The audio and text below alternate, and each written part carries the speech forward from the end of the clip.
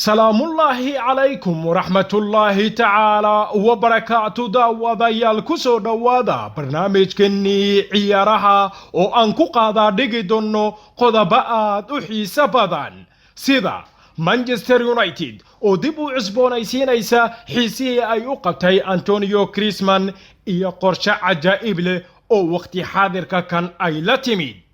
Gabriel Martinelli oo dhinac kasteetaba ka farxiyay taageerayaasha Arsenal ayaan sidoo kale barnaamijkeena ku qaadaa dhigi doonaa Chelsea, Manchester United, Arsenal, Tottenham, Barcelona oo Coutinho u soo bandhigtay koox ka ciyaarta horyaalka ugu xiisaha kulul qaaradda Yurub ee Premier League waa sidee xaaladda guud ee Callum Hudson-Odoi ka gadaal markii uu ku dhacay xanuunka coronavirus sidoo kale warbixin dheer ayaan idiga helnaa oo barnaamijkeena aad ku daawan doontaa Mane wuxuu ku biiri doonaa Real Madrid halyay hore oo ah kooxda Liverpool oo dhinac kaste tabaqirtay in laacibka reer Senegal oo waqti xaadirka kan u xeedanayo sidii uu ku aadi lahaa istaadiyaha Santiago Bernabeu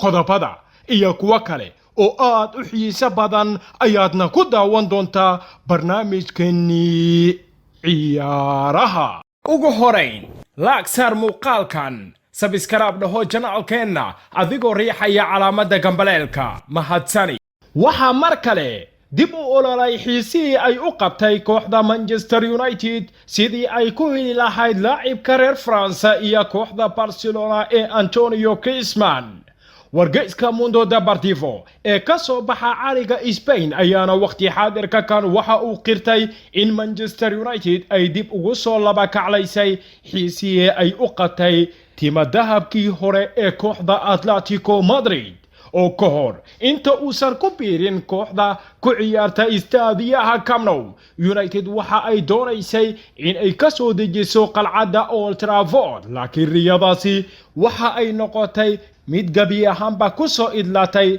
hab weji gabaxa laakiin waqti xaadirka kan kooxda Manchester United ayaa u muuqata in si baylaha ay ku heli karto laacibka reer France sidaasi oo ay tahayna waqti xaadirka kan waqti wacan oo wanaagsan kuma qaadanayo istaadiyaha Camp Nou iyo gobolka Catalonia kooxda Barcelona ayaana diyaar u ah in gabi ahaanba ay xarashto laacibkani reer France waxaa sidoo kale quudaraynaya kooxo kale oo dhowr ah kana ciyaara Premier League hase yeeshee buubuuninta ugu weyn ee maanta waxa ay noqonaysaa in Manchester United mar kale ay ku soo rogaal celisay baadigoobkii laacibka reer France xidiga da'da yar ee xulka qaranka Brazil iyo kooxda Arsenal ee Gabriel Martinelli waxa uu soo jeediyay hadal qulubta u qaboojiyay cid kasta oo taageerta kooxda ka dhisan waqooyiga London Gabriel Martinelli ayaana sheegay in uu noqon doono halyayga kooxda Arsenal ka gadaal markii uu soo bandhigay qaab ciyaareed cajaa'ib leh da'yarkani Emirates Stadium dhawaangalka ku ah ayaana awood u yeeshay inuu ku lug yeesho ilaa iyo 14 gool oo waxa uu ku guuleystay dhalinta 10 gool halka 4 kalena uu caawiya ka noqday 26 kulan uu ciyaaray Gunners tartamada oo dhan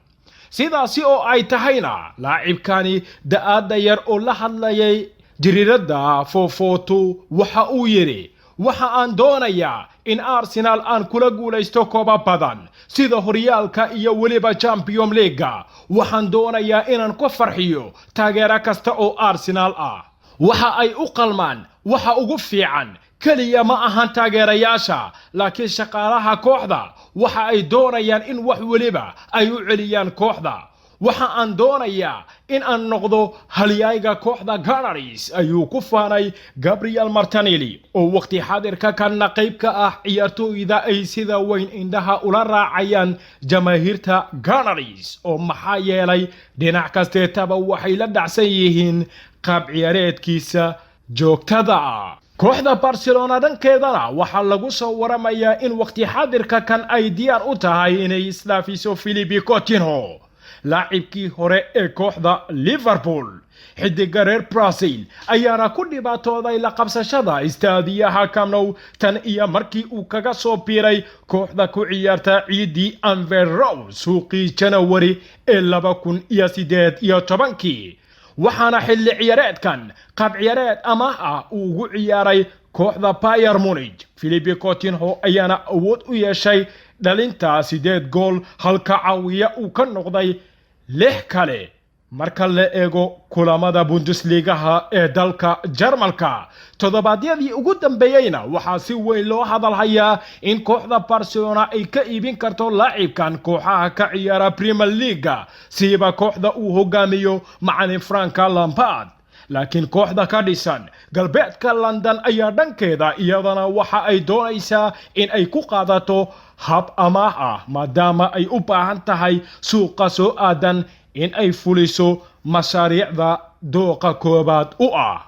warkani ayaana imaanaya maalmo yar kadib markii kooxaha Arsenal, Manchester United, Chelsea iyo Tottenham ay kooxda Barcelona wax ka weydiiyeen sida loo heli karo 27 jirkan ku dhibaataysan qaab ciyaareedka Camp Nou. Philippe Coutinho ayaana awood u yeeshay dhalinta 21 gool 72 kulan uu ciyaaray kooxda Barcelona ka hor inta uusan amaah ugu aadin kooxda Bayern Munich. kooxda Chelsea dhankeedana waxay war cusub ay ka soo saartay xaaladda guud ee laacibkooda Callum Hudson-Odoi ka gadaal markii uu haleelay xanuunka gilgilay guud ahaan caalamkan ee coronavirus. dhowaan ayay ahayd markii la xaqiijiyay in Callum Hudson-Odoi uu ku dhacay xanuunka coronavirus. hase yeeshee bayaan ka soo baxay kooxda Chelsea ayaa waxa lagu yiri waxa farxad inoo ah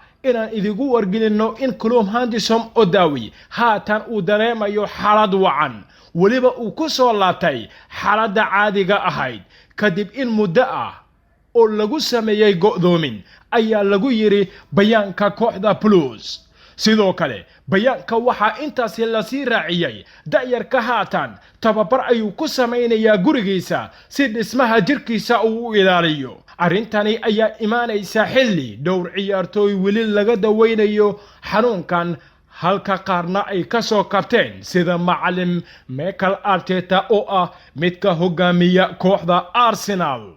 laacibkii hore ee kooxda Liverpool Mohamed Sissoko ayaa sheegay in xidiga haatan ee kooxda ku ciyaarta ciidii Anfield Road ee Sadio Mane inuu ku biiri doono marka la gaaro xagaygan kooxda Real Madrid. Mane ayaana awood u yeeshay in goolka uu ku shubo 14 gool oo Premier League ah xilli ciyaareedkan halka sidoo kale uu caawiya ka noqday 7 kale. Liverpoolna waxay awood u yeelatay in 25 dhibcood ay ka sareyso Manchester City ka hor inta aanan horyaalka loo baajin cudurka sida degdega ah u faafa ee gilgilay caalamkan ee coronavirus. Mohamed Sissoko oo la hadlayay saxaafadana waxa uu yiri Sadio Mane waa xidig leh tayada uu Zidane doonayo waxaanan u malaynayaa in uu ku biiri doono Real Madrid. hadalka xidigii hore ee Liverpool ayaana ku soo beegmaya ka gadaal markii muddooyinkii ugu dambeeyayba ay taagnayd hadalhayn ku qotanta in Mane gabi ahaanba uu ka tagi karo kooxda Liverpool aadi karana kooxda ku ciyaarta istaadiyaha Santiago Bernabeu. xitaa waxaa jira war sheegaya in Real Madrid wakiilada xidigani ay ku wargelisay in ay ku doonayso aduun lacageed gaaraya 140 milyan oo euro. guud ahaan intaasi waxaan ku soo gabagabeynaynaa barnaamijkeennii ciyaaraha uu idila socodsiinayay anigoo ah Maxamed Cabdirasaaq Tolman. inta aan ku kulmi doono barnaamijkan barnaamij lamida asxaabay sida iyo nabadgelyo.